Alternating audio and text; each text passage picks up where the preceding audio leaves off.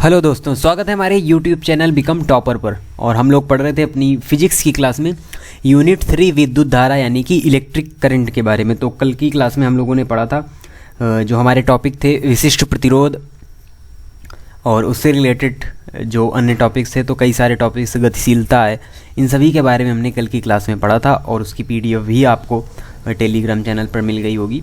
और तो आज की क्लास में हम उसी के आगे के जो हमारे टॉपिक हैं उनके बारे में डिस्कस करेंगे। तो इसमें जो आज के हमारे टॉपिक्स होंगे उसमें वैद्युत ऊर्जा है, वैद्युत शक्ति है और प्रतिरोधों के संयोजन में फिर हम जानेंगे सेल का विद्युत वाहक बल क्या होता है। और इन सभी के बारे में बहुत ही अच्छी तरीके से हम पढ़ते हुए चलेंगे। तो चलिए देखते हैं सबसे पहले जो हमारा आज का टॉपिक है, फर्स्ट टॉपिक, उसके बारे में। तो सबसे पहले टॉपिक है हमारा वैद्युत ऊर्जा यानी कि इलेक्ट्रिक एनर्जी। तो क्या होती है इलेक्ट्रिक एनर्जी? तो इसका उपयोग तो हम अपनी डेली लाइफ में करते ही हैं, दैनिक जीवन में। वैसे भी वैद्युत ऊर्जा का बहुत सारा उपयोग है, तो हर एक दैनिक जीवन में अपने हम देखते ही हैं इसका प्रयोग। तो ये एक्चुअल में होती क्या है वैद्युत ऊर्जा? तो क्या होता है कि जब किसी तार के सिरों को हम किसी बैटरी से जोड़ते हैं तो तार में मुक्त इलेक्ट्रॉन अपवाह वेग से चलने लगते हैं। और हमने आपको पीछे भी पढ़ाया है कि जो वैद्युत धारा का प्रवाह होता है वो सिर्फ और सिर्फ मुक्त इलेक्ट्रॉनों के कारण ही होता है, तभी तो चालक में मुक्त इलेक्ट्रॉन पाए जाते हैं। तो इसीलिए चालक पदार्थ में वैद्युत धारा का प्रवाह होता है और अचालकों में नहीं होता वैद्युत धारा का प्रवाह। इसका मुख्य कारण मुक्त इलेक्ट्रॉन ही हैं। तो जैसे ही हम किसी तार के सिरों को किसी बैटरी से, ये हमने बैटरी का सिंबल बना दिया, इस बैटरी से जैसे ही हम किसी तार के सिरों को जोड़ते हैं तो उसमें क्या होते हैं, मुक्त इलेक्ट्रॉन अपवाह वेग से तार में चलने लगते हैं। तो तार में क्या होती है, वैद्युत धारा बहने लगती है। और ये इलेक्ट्रॉन क्या होते हैं, तार के धन आयनों से, तार के जो धन आयन है, ये कोई तार है, इसके जो धन आयन है, तो ये जो मुक्त इलेक्ट्रॉन होते हैं इन धन आयनों से बार बार क्या टकराते रहते हैं, इन्हीं धन आयनों से बार बार टकराते रहते हैं। और इस प्रकार क्या होता रहता है, जो ऊर्जा है उसका क्षय होता रहता है। और तार में वैद्युत धारा बनाए रखने के लिए बैटरी से लगातार ऊर्जा ली जाती है। क्या होता रहता है, हमने किसी तार के सिरों को किसी बैटरी से जोड़ा, ये कोई बैटरी है, बैटरी से हमने तार के सिरों को जोड़ा तो क्या हुआ, मुक्त इलेक्ट्रॉन अपवाह वेग से चलने लगे और तार में वैद्युत धारा बहने लगी। फिर क्या होता है, ये इलेक्ट्रॉन जो तार के धन आयन होते हैं उनसे बार बार टकराते रहते हैं, जिससे ऊर्जा का क्षय होता रहता है, यानी ऊर्जा का क्षय होता रहता है। ऊर्जा क्षय यहाँ पर हमको देखने को मिलता है। तो अगर हमको वैद्युत धारा बनाए रखनी है तार में तो हमको बैटरी से लगातार ऊर्जा लेनी पड़ेगी और इस प्रकार इलेक्ट्रॉनों द्वारा तार के आयनों की ऊर्जा दी जाती है। और इससे क्या होता है, आयनों की जो ऊष्मीय गति है यानी कि थर्मल मोशन है वो बढ़ जाती है और जो तार का ताप है वो बढ़ जाता है, यानी जो तार का टेम्परेचर है, तार का जो ताप है वो यहाँ पर इंक्रीज हो जाता है। और तार का अगर तापमान ज़्यादा होगा तो उसमें वैद्युत धारा का जो प्रवाह है वो वहाँ पर होने लगता है और बैटरी से जो ली गई ऊर्जा होती है वो ऊष्मा में बदल जाती है और इस प्रकार से वैद्युत ऊर्जा का चालन होता है और इसे ही कहते हैं इलेक्ट्रिक एनर्जी। और इसका हमारे दैनिक जीवन में बहुत सारा उपयोग है, हम देखते भी हैं, हीटर, पंखा, टीवी, मोटर, पानी गर्म करने की मशीन, और इन सभी में ऑल ओवर बहुत ही पूरे यानी हमारे दैनिक जीवन में जितनी भी हमारी उपयोगी चीज़ें हैं, फ्रिज है, वॉशिंग मशीन, इन सभी को चलाने के लिए, संचालित करने के लिए हमको इलेक्ट्रिक एनर्जी की ही ज़रूरत पड़ती है, वैद्युत ऊर्जा की ही ज़रूरत पड़ती है। तो ये तो हो गई इसकी डिफिनीसन क्या होती है, वैद्युत ऊर्जा। अब इससे रिलेटेड कुछ फॉर्मूले हैं जिनका उपयोग हमको न्यूमेरिकल्स में भी करना होगा और इसी से जो हमारे कंसेप्चुअल क्वेश्चन है वो भी हमको इसी से पढ़ने, इन्हीं फार्मूलों से पढ़ने होंगे। तो चलिए देखते हैं इसके कुछ फार्मूले। तो अगर हम बात करें कि जो आई एम्पियर की धारा है किसी तार में वो टी सेकेंड तक अगर बहती है, कोई आई एम्पियर की धारा अगर टी सेकेंड तक बहती है तो क्या होगा, फॉर्मूला वही जो हमने पीछे पढ़ा था, क्या होता है, Q बराबर आई टी, Q बराबर आई टी हो गया। अब क्या हुआ, एक कूलम आवेश को V वोल्ट विभवांतर पर तार के एक सिरे से दूसरे सिरे तक ले जाने में जो कार्य किया जाता है तो वो कार्य किया जाता है V इंटू क्यू। यानी कि W बराबर जो कार्य किया जाता है V इंटू क्यू किया जाता है। एक आवेश को यानी तार के एक सिरे से दूसरे सिरे तक ले जाने, एक कूलाम आवेश को। तो ये होता है W बराबर V इंटू क्यू। अब यहाँ पर Q का मान ऊपर हमको पता है, यानी Q की जगह हम क्या लिखेंगे VIT यानी I इंटू T। तो ये हो गया W बराबर VIT। तो एक फार्मूला हमको डायरेक्ट ही यहीं मिल गया, यानी कि W बराबर VIT। अब इसके बहुत सारे फार्मूले बनते हैं, यानी हम अगर R के फॉर्म में खोलना चाहें तो R के फॉर्म में फार्मूला मिल जाएगा हमको, और V और R के पदों में मिल जाएगा, I वहाँ पर नहीं होगा। तो इस प्रकार से हम कई सारे फार्मूले यहाँ पर बना लेते हैं। जैसे V बराबर क्या होता है, V बराबर होता है IR। तो इससे एक फार्मूला और बन जाता है कि I स्क्वायर RT, W बराबर I स्क्वायर RT। और एक और फार्मूला बन जाता है W बराबर V square by R into T। तो ये फार्मूला भी बन जाता है। तो ये देखिएगा, ये जो फार्मूला है ये हो गया V और I के पदों में, ये जो फार्मूला है ये हो गया I और R के पदों में, और ये फार्मूला है ये हो गया V R के पदों में। तो जिस प्रकार से हमको आवश्यकता पड़ती है, जिसकी आवश्यकता होती है, जिस फार्मूले की आवश्यकता होती है जिसके पदों में, हम उसी हिसाब से वो फार्मूले बना लेते हैं। तो इसीलिए हम इसको अगर एक लाइन में लिखना चाहें तो सभी फार्मूलों को हम यहाँ पर एक लाइन में लिख रहे हैं। और ये सभी जो इस जगह जो ये सभी लिखे हुए हैं, ये सभी लिखे हुए हैं किसमें, इनकी जो यूनिट होगी ये होगी जूल, इनकी यूनिट होगी जूल। और नीचे सभी को हम एक साथ लिख रहे हैं, और हम सभी को लिखेंगे किसके, कैलोरी में, कैलोरी के हिसाब से लिखेंगे। तो कैलोरी में क्या कॉन्सेप्ट होता है कि जो एक कैलोरी ऊर्जा होती है वो 4.2 जूल कार्य के बराबर होती है। यानी हम ये कह सकते हैं कि एक कैलोरी बराबर 4.2 जूल। तो हमको अगर जूल से कैलोरी बनाना है तो 4.2 का वहाँ पर डिवाइड करना पड़ेगा, भाग देना पड़ेगा। तो सभी को हम एक साथ लिख रहे हैं, वो भी किस में लिख रहे हैं, कैलोरी में, एक साथ सभी फार्मूलों को लिख रहे हैं। तो आप देखिएगा ध्यान से इन सभी जो फार्मूले हैं उनको, और ये सभी फार्मूले W के ही फार्मूले हैं, किए गए कार्य के ही फार्मूले हैं। लेकिन जब ये ऊष्मा के रूप में होते हैं तो इसको हम H से भी डिनोट कर देते हैं, एक हीट से डिनोट कर देते हैं, जो हमारी हीट एनर्जी होती है उससे डिनोट करते हैं कैलोरी में जब हम इसको डिनोट करते हैं।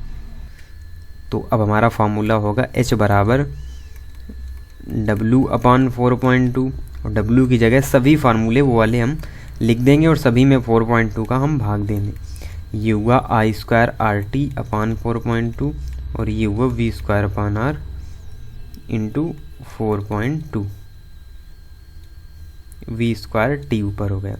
और ये सभी होंगे किस में, ये सभी होंगे कैलोरी में, और ऊपर वाले होंगे जूल में। तो जूल कैलोरी में सभी के पदों में फार्मूले हमको मिल गए।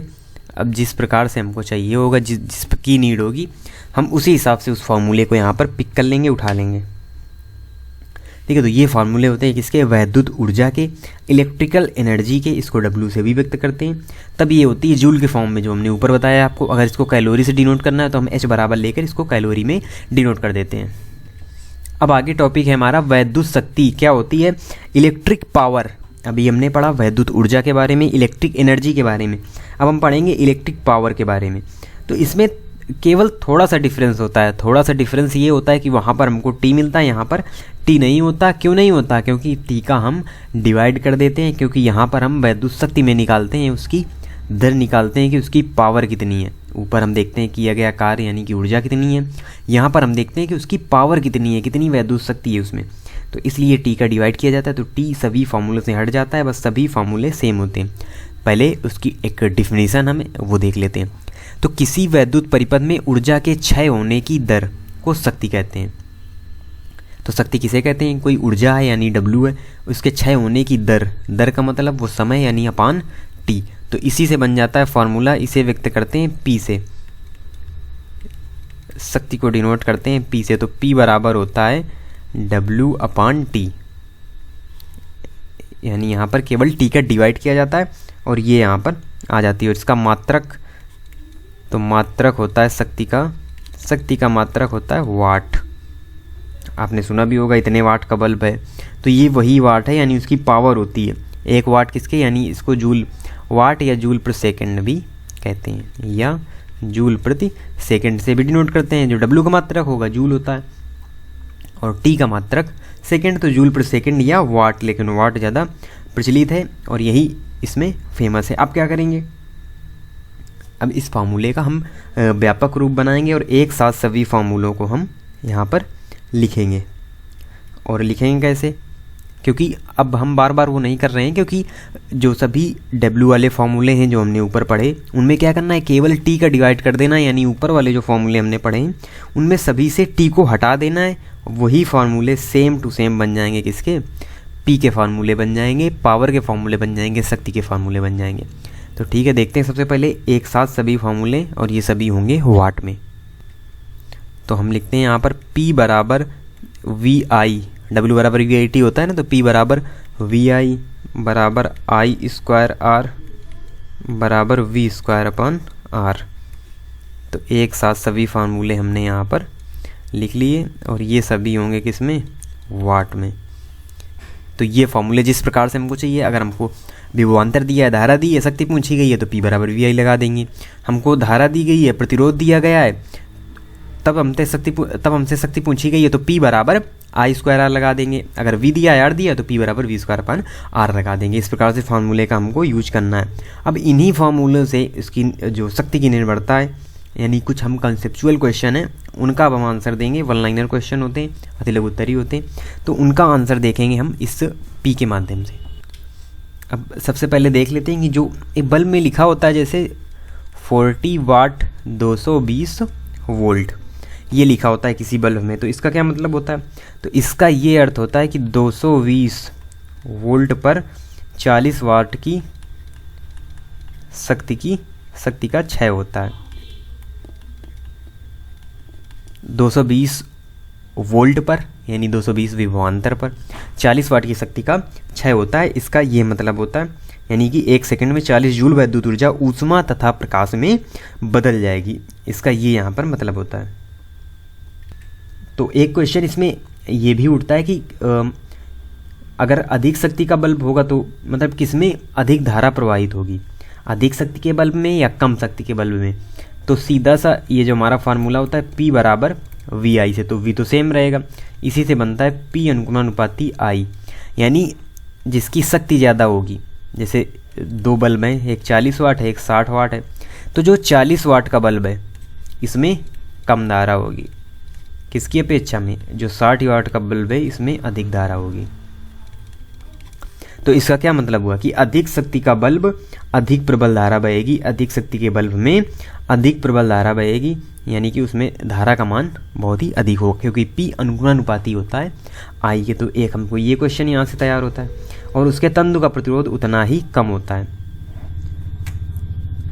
मतलब कि जो उसका प्रतिरोध होगा वो कम होगा, क्योंकि यहाँ पर आप देख रहे हैं फार्मूले में R है उसके व्युत्क्रमानुपाती होता है, इसीलिए प्रतिरोध कम होता है। प्रतिरोध कम होगा तो तंतु यहाँ पर मोटा होगा। अब यहाँ पर एक और कॉमन क्वेश्चन देखते हैं। एक क्वेश्चन टाइम में है कि 3 बल्ब हम ले लिए 3 शक्तियों वाले, एक है 40 वाट, एक है 60 वाट और एक है 100 वाट। अब ये 3 बल्ब लिए, सबसे पहले इसको अगर हम जोड़ दें समांतर क्रम में, इन बल्बों को हम किस में जोड़ रहे हैं, समांतर क्रम में। तो ये कहा जा रहा है कि जो 40 वाट 60 वाट 100 वाट के जो बल्ब हैं इनको अगर समांतर क्रम में जोड़ें तो कौन सा बल्ब अधिक चमकेगा, और अगर श्रेणी क्रम में जोड़ें तो कौन सा बल्ब अधिक चमकेगा, यानी अधिक चमकीला दिखाई देगा। तो सबसे पहले हम समांतर क्रम में जोड़ते हैं। समांतर क्रम में क्या होता है कि इसमें जिसकी शक्ति ज़्यादा यानी अधिक शक्ति वाला बल्ब सबसे अधिक चमकेगा। इसका कारण ये है कि जो जिसकी शक्ति ज़्यादा होगी यानी P जिसकी ज़्यादा होगी तो उसका R कम होगा, क्योंकि P अनुपाती V square upon R होता है ना, हमने पीछे पढ़ा P बराबर V स्क्वायर अपान R, तो V तो सेम रहेगा, लेकिन R से इसका उल्टा संबंध है, यानी P ज़्यादा होगी, जो अधिक शक्ति वाला बल्ब होगा उसका प्रतिरोध क्या होगा, प्रतिरोध कम होगा, और इसीलिए वो सबसे चमकीला दिखाई देगा। यानी यहाँ पर 100 वाट का अगर समांतर क्रम में जोड़ें तो 100 वाट का बल्ब अधिक चमकीला दिखाई देगा। 100 वाट का बल्ब अधिक चमकेगा, क्यों, क्योंकि 100 वाट यानी सबसे अधिक शक्ति वाला बल्ब सबसे अधिक चमकीला दिखाई देगा समांतर क्रम की कंडीशन में, क्योंकि P ज़्यादा होगा, R कम होगा, और R कम होगा तो ये अधिक चमकीला दिखाई देगा। अब इसमें देखते हैं दूसरी कंडीशन, यानी जब इनको किसमें श्रेणी क्रम में जोड़ा जाए। तो जब हम श्रेणी क्रम में जोड़ेंगे तब क्या होगा, तब कम शक्ति वाला बल्ब यानी जिसकी शक्ति कम होगी वो यहाँ पर अधिक चमकीला दिखाई देगा। क्यों? क्योंकि P का तो उल्टा संबंध होता है। तो जो जिसकी शक्ति कम होगी तो उसका प्रतिरोध क्या होगा, उसका प्रतिरोध यहाँ पर ज़्यादा होगा। शक्ति कम प्रतिरोध ज़्यादा, तो इसीलिए क्या होगा, और R ज़्यादा तो उसमें H अधिकतम होगी, जिसका R ज़्यादा H अधिकतम होगी। और H अधिकतम क्यों होगी, क्योंकि यहाँ पर जो फॉर्मूला लग रहा है वो लग रहा है H बराबर I² RT। तो R ज़्यादा तो H भी ज़्यादा, जबकि ऊपर वाली कंडीशन में आपको कन्फ्यूज नहीं होना है, यहाँ पर जो H वाला फार्मूला लगा है वो H बराबर V² RT वाला फार्मूला यहाँ पर लगा है। 4.2 अपनी तरफ से कर लेना, उसका कोई इशू नहीं है। लेकिन ये देखिए यहाँ पर, तो यहाँ पर उल्टा संबंध है, यहाँ पर R कम है तो H ज़्यादा है, R कम है तो H ज़्यादा है, वो इस वाले फार्मूले से आई है, क्योंकि यहाँ पर उल्टा संबंध है। जबकि बात अगर हम करें श्रेणी क्रम में, तो यहाँ पर श्रेणी क्रम में हमने धारा वाला लिया, यानी यहाँ पर कम शक्ति 40 वाट का जो बल्ब होगा, 40 वाट का बल्ब वो अधिक चमकेगा, 40 वाट का बल्ब अधिक चमकेगा। आप अच्छी तरीके से समझ गए होंगे, एक बार फिर समझ लीजिए कि जब हम इसको समांतर क्रम में जोड़ेंगे तो यहाँ पर क्या होगा, अधिक शक्ति वाला P ज़्यादा तो R कम तो H ज़्यादा। क्यों? क्योंकि इस वाले फार्मूले से। तो 100 वाट का बल्ब अधिक चमकीला दिखाई देगा। चमकने का सीधा संबंध उसकी ऊष्मा से है, H से है, तो H जिसकी ज़्यादा होगी वही अधिक चमकेगा। तो समांतर क्रम में ये कंडीशन होती है, जबकि श्रेणी क्रम में कम शक्ति वाला यानी जिसका P कम तो R ज़्यादा तो H ज़्यादा, क्योंकि इस वाले फार्मूले से H बराबर I² RT से H प्रोपोर्शनल होगा R के, इसीलिए 40 वाट का बल्ब अधिक चमकेगा श्रेणी क्रम की कंडीशन में। तो ये दो अलग अलग क्वेश्चन है, बहुत ही अच्छे क्वेश्चन है और ये कॉन्सेप्ट से ही आते हैं, इन फॉर्मूलों से ही हम इसको सॉल्व कर सकते हैं बहुत ही अच्छी तरीके से। तो ये एक क्वेश्चन था, काफ़ी फेमस क्वेश्चन है और अक्सर पूछ भी लिया जाता है बोर्ड परीक्षाओं में, तो आपको इसको अच्छी तरीके से लर्न रखना, याद रखना। इसी से रिलेटेड अगर अन्य कोई क्वेश्चंस भी आता है तो वो आपको अच्छी तरीके से सॉल्व कर लेना है। अब वाट तो होता है इसका क्या, वाट एक छोटा मात्रक होता है, इसके बड़े मात्रक और क्या होते हैं, किलोवाट, मेगावाट, ये सब होते हैं बड़े मात्रक, ये शक्ति के बड़े मात्रक होते हैं। क्योंकि जो पावर हाउस होता है, कोई बड़ा पावर हाउस है तो वहाँ पर उसकी जो क्षमता मापी जाती है मेगावाट किलोवाट में मापी जाती है। और यांत्रिकी में बात करें तो इसका मात्रक अश्वशक्ति होता है, लेकिन उसका यहाँ पर ज़्यादा यूज नहीं है, यहाँ पर लेना देना नहीं है, क्योंकि यहाँ पर विद्युत धारा हम ले रहे हैं। वहाँ पर हम यांत्रिकी पढ़ते हैं, जब हीट पढ़ते हैं, ऊष्मा पढ़ते हैं, तो वहाँ पर हम अश्वशक्ति लेते हैं। अब एक और नया टर्म आता है यहाँ पर, किलोवाट घंटा। तो ये विद्युत शक्ति का ही एक मात्रक है, ऊर्जा का मात्रक, क्योंकि जूल काफ़ी छोटा होता है व्यवहारिक दृष्टि से, इसीलिए किलोवाट घंटा एक बड़ा मात्रक है और ये शक्ति का ही मात्रक है, विद्युत शक्ति का ही मात्रक है। और हमारे जो घर मकानों में जो यानी जो बिजली हम लोग उपयोग करते हैं अपने दैनिक जीवन में, जो हम बिजली उपयोग करते हैं, तो उसका जो मापन किया जाता है, यानी जो बिजली का जो मूल्य निकाला जाता है वो इसी के हिसाब से निकाला जाता है, किलोवाट घंटा के हिसाब से निकाला जाता है, ना कि विद्युत शक्ति के हिसाब से, ना कि P के आधार पर। विद्युत शक्ति के आधार पर मूल्य जो वो नहीं निकाला जाता, वो किलोवाट घंटा में निकाला जाता है। और वैसे तो क्योंकि जूल काफ़ी छोटा मात्रक होता है और विद्युत ऊर्जा का जो यानी कि मात्रक निकालने के लिए जूल के स्थान पर ऊर्जा का एक विशेष मात्रक प्रचलित है, उसे ही हम कहते हैं किलोवाट घंटा, और इसका एक अन्य नाम है बोर्ड ऑफ ट्रेड यूनिट। तो ये भी आ जाए अगर एग्ज़ाम में, तो आप इसकी जगह भी यही लिखेंगे, किलोवाट घंटा की ही डिफिनेशन लिखेंगे, बोर्ड ऑफ ट्रेड यूनिट,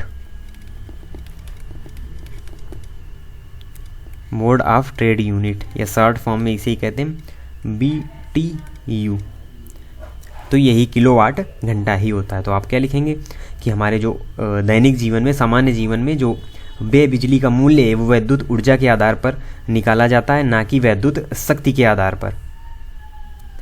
यहाँ पर P के आधार पर जो मूल्य है वो नहीं निकाला जाता है, ये निकाला जाता है विद्युत ऊर्जा के आधार पर। कितनी ऊर्जा व्यय हुई, इस आधार पर ये मूल्य निकाला जाता है कि कितने रुपए का बिल आपका आया है, कितने रुपए का बिल आपको देना है। तो ये वैद्युत ऊर्जा के हिसाब से निकाला जाता है, वैद्युत शक्ति के हिसाब से नहीं निकाला जाता है। तो ये वैद्युत ऊर्जा का मात्रक है, ना कि वैद्युत शक्ति का। तो आपको ये विशेष बात याद रखनी है, ये वैद्युत ऊर्जा का मात्रक है, वैद्युत शक्ति का मात्रक नहीं है, वैद्युत ऊर्जा का मात्रक है। क्योंकि इसको आगे हम अभी जूल में भी चेंज करेंगे, तो जूल में वही चेंज होगा जो ऊर्जा का ही मात्रक होगा। तो लेकिन आपने ये नाम नहीं सुना होगा बोर्ड ऑफ ट्रेड यूनिट का। इसे हम अपनी सामान्य बोलचाल की भाषा में यूनिट कहते हैं, यूनिट। और अब आप बहुत ही अच्छी तरीके से समझ गए होंगे, क्योंकि आपके घर में जो बिल आता है उसमें लिखा होता है कि आपने इतनी यूनिट बिजली का उपयोग किया, आपने इतनी यूनिट बिजली उपयोग की, उसी हिसाब से आपका जो बिल है, जितनी उसकी दर होती है बिल की कि इतने रुपए यूनिट आपको बिजली का बिल देना है, तो उसी हिसाब से बिल निकाला जाता है। आपका जो बिजली का व्यय है वो निकाला जाता है आपके मीटर से। तो इसे हम लोग सामान्य बोलचाल भाषा में यूनिट कहते हैं। इसका एक्चुअल नाम बोर्ड ऑफ ट्रेड यूनिट होता है, BTU होता है। और ये मात्रक है किसका, वैद्युत ऊर्जा का मात्रक है, किलोवाट घंटा, किलोवाट घंटा वैद्युत ऊर्जा का मात्रक है। अब क्या इसको जूल में बदलने के लिए क्या करते हैं, तो इसको जूल में बदलने के लिए डायरेक्ट हम इसको लिखते हैं 1 किलोवाट, 1 किलोवाट घंटा बराबर कितना होता है 3.6 × 10⁻6 जूल। तो कहीं पर अगर यूनिट के रूप में दिया है या किलोवाट घंटा के रूप में दिया है, तो उसको अगर हमको जूल में चेंज करना है तो हम 3.6 × 10⁻6 का वहाँ पर मल्टीप्लाई कर देंगे और हमको मिल जाएगा किलोवाट घंटा का बदला हुआ रूप जूल में वहाँ पर प्राप्त हो जाएगा। तो ये काफ़ी इंपॉर्टेंट एक टर्म था बीच में, कि वैद्युत शक्ति और वैद्युत ऊर्जा टॉपिक हम ऑलरेडी पढ़ चुके हैं, तो उसी से रिलेटेड एक ये टॉपिक था, तो इसको भी आपको अच्छी तरीके से याद रखना ज़रूरी था। तो इसको भी हमने अच्छी तरीके से देख लिया। अब हम बढ़ते हैं अपने अगले टॉपिक की ओर। आगे ये टॉपिक हमारा प्रतिरोधों के संयोजन। वैसे तो ये प्रतिरोधों के संयोजन टॉपिक है, ये जब 30% कोर्स को रिड्यूस किया गया है तो ये टॉपिक हटा दिया गया है हमारे सिलेबस से, कोर्स से। और हमने पीछे पढ़ा था जो हमारे संधारित्र संधारित्रों का संयोजन, तो सेम टू सेम उसी तरीके से होता है, हम पहले भी पढ़ चुके हैं। तो इसका यहाँ पर हमको डेरिवेशन नहीं करना है प्रतिरोधों के संयोजन का, लेकिन हम यहाँ पर आपको डायरेक्ट फार्मूला ज़रूर बताएंगे, जिससे न्यूमेरिकल में अगर कहीं पूछा जाता है, न्यूमेरिकल में फिगर में जो प्रतिरोध बीच में लगे होते हैं, तो वहाँ पर तुल्य प्रतिरोध का जो मान निकालना होता है, तो उसे निकालने के लिए हमको इस फार्मूले की आवश्यकता होती है, इस फार्मूले की ज़रूरत हमको पड़ती है वहाँ पर। तो इसलिए प्रतिरोधों के जो संयोजन है, तो इसका जब हम किस में जोड़ेंगे, श्रेणी क्रम में। तो श्रेणी क्रम में जोड़ने में जो फार्मूला होता है तुल्य प्रतिरोध, तो R बराबर R1 + R2 + R3, ये फार्मूला होता है यहाँ पर श्रेणी क्रम में प्रतिरोधों के संयोजन का। और अगर बात करें हम समांतर क्रम की, तो समांतर क्रम में फॉर्मूला होता है 1/R बराबर 1/R1 + 1/R2 + 1/R3। यहाँ पर हम 3 प्रतिरोधों को लेकर चलते हैं जिस प्रकार से हमने वहाँ पर देखा था, तो उसका जस्ट विपरीत होता है। जो संधारित्र में हमने देखा था, कैपेसिटर में देखा था, तो उसके जस्ट विपरीत यहाँ पर प्रतिरोधों का संयोजन होता है। तो इसका डायरेक्ट फार्मूला आपको याद रखना है, बाकी डेरिवेशन की कोई ज़रूरत नहीं। और वैसे भी हमारे सिलेबस से ये जो टॉपिक है वो हटा दिया गया है। तो ये हो गया हमारा प्रतिरोधों का संयोजन। अब हम बढ़ते हैं अगले टॉपिक की ओर, जो कि होगा इलेक्ट्रिक सेल से रिलेटेड। तो अगला टॉपिक है हमारा वैद्युत सेल। तो क्या होते हैं वैद्युत सेल, यानी कि इलेक्ट्रिक सेल। आप सभी ने देखे भी होंगे और काफ़ी यूज भी इनका किया जाता है। तो क्या होता है, तो वैद्युत सेल एक ऐसी युक्ति है जो रासायनिक ऊर्जा को वैद्युत ऊर्जा में परिवर्तित करके किसी परिपथ में आवेश के प्रवाह को निरंतर बनाए रखती है। तो वैद्युत सेल एक ऐसी युक्ति है, यानी वैद्युत सेल में क्या होता है, इसमें रासायनिक ऊर्जा को क्या हुआ, वैद्युत ऊर्जा में परिवर्तित किया जाता है। कि जो रसायन है उनके माध्यम से जो वैद्युत अपघट्य होता है, वहाँ से ऊर्जा को इलेक्ट्रिक एनर्जी में कन्वर्ट किया जाता है। तो इसी युक्ति को कहते हैं वैद्युत सेल। ये अलग अलग प्रकार के होते हैं, प्राइमरी भी होते हैं, सेकेंडरी भी होते हैं। तो इनके बारे में डिटेल हम पहले पढ़ चुके हैं हाई स्कूल में और फर्स्ट ईयर के कोर्स में। तो इसलिए यहाँ पर हमको, और केमिस्ट्री में भी पढ़ते हैं हम वैद्युत सेल के बारे में, तो इसलिए इनके डिटेल के बारे में जानने की कोई ज़रूरत नहीं है हमको सिर्फ और सिर्फ वैद्युत सेल की डिफिनीसन जाननी है, इलेक्ट्रिक सेल की डिफिनीसन, और किस प्रकार से इसमें क्रियाविधि होती है उसके बारे में जानना जरूरी है। और फिर हम आगे बढ़ जाएंगे अपने आगे के जो हमारे टॉपिक्स हैं, EMF यानी कि विद्युत वाहक बल उसके बारे में, और जो टर्मिनल विभवांतर आदि जो टॉपिक आते हैं उनके बारे में। तो सीधी सी बात हो गई, यानी कि वैद्युत सेल एक ऐसी युक्ति है जिसमें रासायनिक ऊर्जा को वैद्युत ऊर्जा में परिवर्तित करके किसी परिपथ में आवेश के प्रवाह को निरंतर बनाए रखती है।